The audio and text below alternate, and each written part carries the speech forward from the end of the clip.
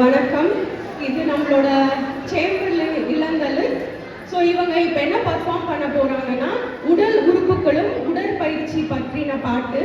இது ஆங்கிலத்தில் இருக்கிற ஒரு பாட்டு, ஆனால் இசைக்கு மொழி கிடையாது. இந்த மாதிரி குட்டி குழந்தைங்களுக்கு இசை மூலமா நம்ம தமிழை ஈஸியாக சொல்லி கொடுக்கலான்ற ஒரு ஆஸ்பெக்ட்ல இதை நாங்களே தமிழாக்கம் பண்ணியிருக்கோம்.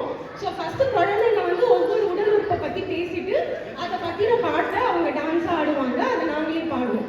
ஸோ இப்போ ஃபர்ஸ்ட் பேச போறாங்க.